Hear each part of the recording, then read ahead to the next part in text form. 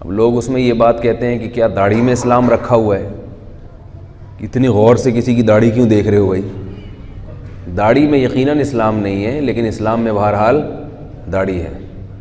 کم از کم اہل علم کو اپنا گیٹ اپ تو صحیح کر لینا چاہیے نا، حلیہ تو کم از کم اندر کا تو دیکھو، کوئی کسی کے نہیں جانتا کیا ہے،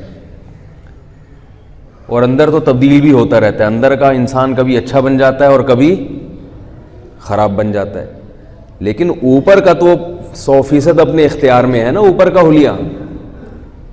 داڑھی کاٹنا اتنا بڑا جرم ہے، تغییر خلق اللہ ہے، اللہ کی بنائی ہوئی تخلیق کو بگاڑ دینا۔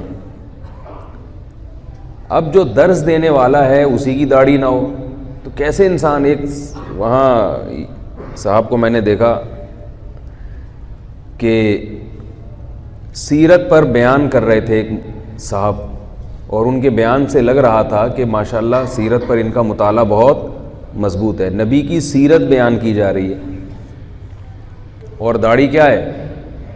بولو بھائی، غائب۔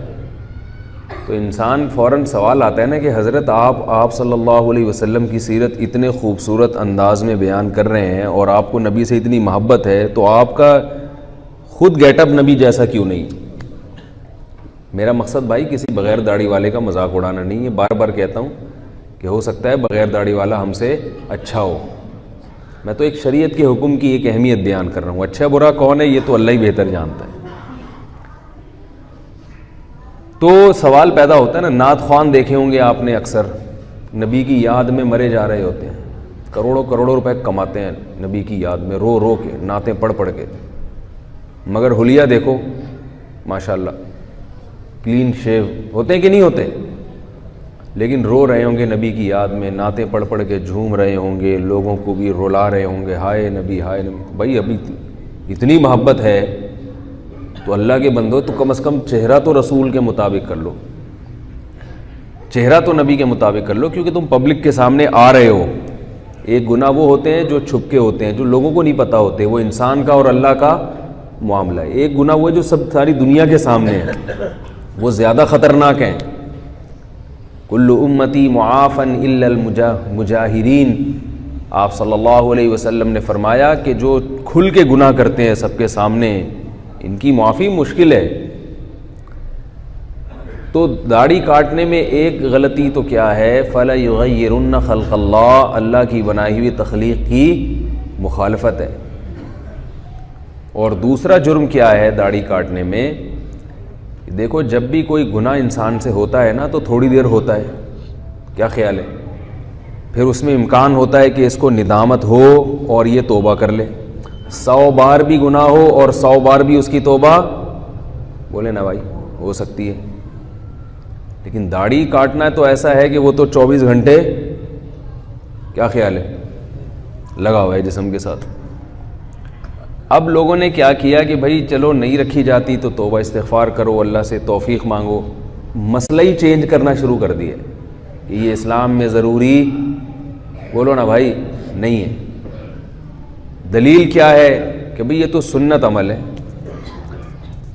یہ بڑی مصیبت ہے کہ آج کے دور میں ہر آدمی مفتی، نہ صرف یہ کہ مفتی بنا ہوا ہے بلکہ مفتی اعظم بنا ہوا ہے۔ میرا کوئی تعارف کروا رہا تھا یہ مفتی اعظم ہے، میں نے کہا اللہ کا واسطہ میں مفتی اعظم نہیں ہوں بھائی، کوئی چھوٹی چیز بھی کسی کو بنا دیا کرو۔ ہر آدمی کیا بنا ہوا ہے؟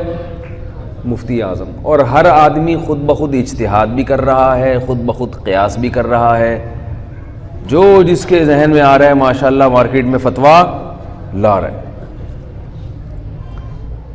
تو داڑھی کاٹنا گناہ کبیرہ ہے۔ آپ صلی اللہ علیہ وسلم نے حکم دیا اعفوا اللحى وقصوا الشوارب خالف اليہود والنصارى۔ البدایہ والنہایہ میں ایک واقعہ لکھا ہوا ہے کہ کسریٰ کے کچھ ایلچی آپ صلی اللہ علیہ وسلم کی خدمت میں آئے، وہ غیر مسلم تھے، ان کے چہروں پہ داڑیاں نہیں تھیں۔